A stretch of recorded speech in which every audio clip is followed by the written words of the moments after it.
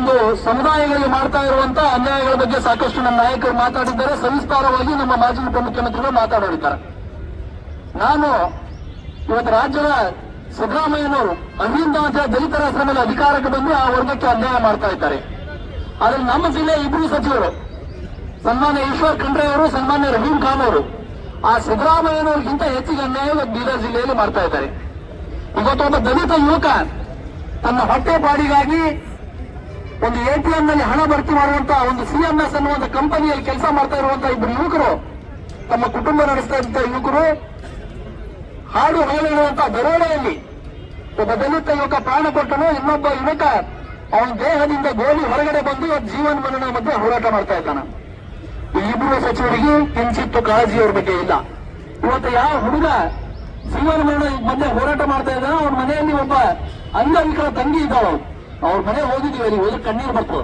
ಬಹುಶಃ ಜಿಲ್ಲಾಧಿಕಾರಿಗಳು, ಜಿಲ್ಲಾ ವರಿಷ್ಠಾಧಿಕಾರಿಗಳು ಕೂಡ ಹೋಗಿದ್ರಂತೆ, ಉಸ್ತುವಾರಿ ಮಂತ್ರಿಗಳು ಹೋಗಿದ್ದಾರೆ. ಆದ್ರೆ ಇಲ್ಲಿಯವರೆಗೆ ಒಂದು ಪೈಸೆ ನೆರವು ಅವ್ರಿಗೆ ಕೊಟ್ಟಿಲ್ಲ. ಅವನ ಆಸ್ಪತ್ರೆ ಖರ್ಚು ಆ ಕಂಪನಿ ಭರಿಸಿದೆ, ಅದು ಸರ್ಕಾರದಿಂದ ಒಂದು ಪೈಸೆ ನೆರವು ಕೊಟ್ಟಿಲ್ಲ. ಈ ಸಚಿವರಿಗೆ ನಾಚಿಕೆ ಆಗಬೇಕು. ಯಾಕಾಗಬೇಕು ಇವರು ನಮ್ಮ ಜಿಲ್ಲೆ ಉಸ್ತುವಾರಿ ಸಚಿವರಾಗಿ? ಅಷ್ಟೇ ಮಾಡ್ತಾ ನೀವು ಏನ್ ಮಾಡ್ತಾ ಇದ್ದಾರೆ, ಮೂಟೆ ಹೊಡೆಯುವ ಕೆಲಸ ಮಾಡ್ತಾ ಇದ್ದಾರೆ.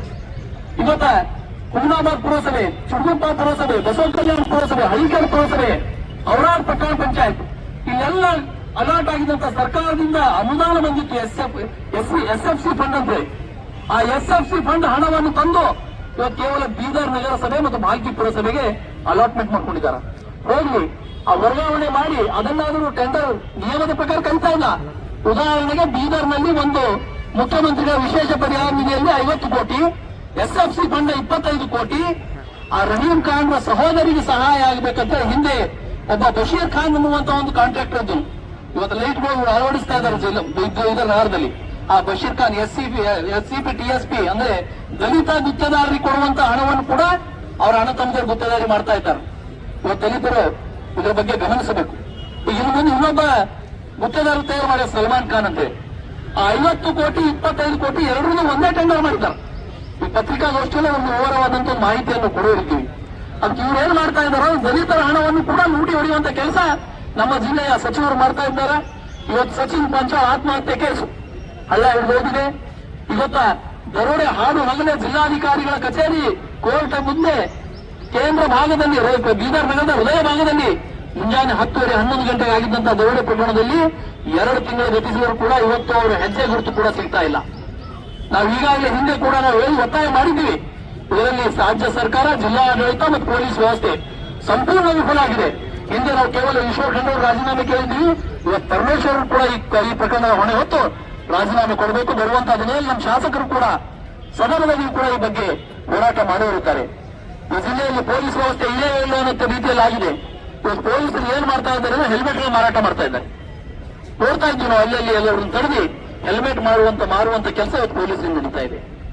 ಇವತ್ತು ಮೋಟರ್ಗಳನ್ನು, ಸೈಕಲ್ ಮೋಟರ್ಗಳನ್ನು, ಕಾರ್ಗಳನ್ನು ಹಿಡಿಯೋದೇ ನಮ್ಮ ಕೆಲಸ ಆಗಿದೆ ಅಂತ ತಿಳ್ಕೊಂಡ್ಬಿಟ್ಟಿದ್ದಾರೆ ಈ ಜಿಲ್ಲಾ ಪೊಲೀಸ್ ವರಿಷ್ಠಾಧಿಕಾರಿಗಳು. ಇವತ್ತು ಆ ಪ್ರಕರಣ ಆದ ನಂತರ ಅನೇಕ ಪ್ರಕರಣಗಳು. ಮೊನ್ನೆ ಒಬ್ಬ ಮಹಿಳೆ ಮೇಲೆ ಹಾಡು ಹಗಲೇ ಚಾಕು ಇರಿದು ಜನವಾಡ ಹತ್ರ ಒಂದು ಹಳ್ಳಿಯಲ್ಲಿ ಲೂಟಿ ಮಾಡುವಂತ ಕೆಲಸ ಇವತ್ತು ಬೀದರ್ ಜಿಲ್ಲೆಯಲ್ಲಿ ನಡೀತಾ ಇದೆ. ಕೌಟಾದಲ್ಲಿ ಆ ಮಹಿಳೆ ಜೀವನ ಮರಣದ ಮಧ್ಯೆ ಹೋರಾಟ ಮಾಡ್ತಾ ಇದ್ರು. ಅವರು ಕೂಡ ಒಂಟಿ ಮಹಿಳೆ ಮೇಲೆ ಇದಾಗಿದೆ. ಈ ರೀತಿಯ ಘಟನೆಗಳು ನಡೀತಾ ಇವೆ. ಜಿಲ್ಲೆಯಲ್ಲಿ ನಮ್ಮ ಜಿಲ್ಲಾಡಳಿತ ಇಲ್ಲ ಅನ್ನುವಂತ ಪರಿಸ್ಥಿತಿ ನಿರ್ಮಾಣ ಆಗಿದೆ. ಅದಕ್ಕಾಗಿ ಈ ಜಿಲ್ಲಾಡಳಿತ ಕೂಡ ಸರಿ ಹೊಂದಬೇಕು ಅಂದ್ರೆ ನಮ್ಮ ಜಿಲ್ಲೆಯ ಸಚಿವರು ಕೂಡ ಬದಲಾವಣೆ ಆಗಬೇಕು. ಕೇವಲ ಸಚಿವರು ಅವರು ತಮ್ಮ ಮನೆಯನ್ನು ತುಂಬಿಕೊಳ್ಳಿಕ್ಕೆ ಮಾತ್ರ ಸಚಿವರಾಗಿದ್ದ ರೀತಿ ಆಗಿದ್ದಾರೆ. ಇದನ್ನು ಮುಂದಿನ ದಿನಗಳಲ್ಲಿ ಈ ಸ್ಥಳೀಯ ಹೋರಾಟಗಳಂತೂ ಕೂಡ ನಾವು ತಗೊಂಡು ಹೋರಾಟ ಮಾಡೋರಿದ್ದೀವಿ. ಈ ಹೋರಾಟದ ನಂತರ ನಮ್ಮೆಲ್ಲ ಕಾರ್ಯಕರ್ತರನ್ನ ವಿನಂತಿ ಮಾಡ್ತೀನಿ, ತಾವೆಲ್ಲರೂ ಇಲ್ಲಿ ನೇರವಾಗಿ ನವಮಾಡ್ನಲ್ಲಿರುವ ನಮ್ಮ ಪಕ್ಷದ ಕಾರ್ಯಾಲಯಕ್ಕೆ ಬರಬೇಕು. ಅಲ್ಲಿ ನಮ್ಮ ವ್ಯವಸ್ಥೆ ನಂತರ ಒಂದೊಂದು ಕಾರ್ಯಕರ್ತರ ಸಭೆ ಆಗುತ್ತದೆ. ಮುಂದಿನ ದಿನಗಳಲ್ಲಿ ನಾವು ಈ ಹೋರಾಟವನ್ನು ಇಲ್ಲಿಯೇ ನಿಲ್ಲಿಸೋದಿಲ್ಲ.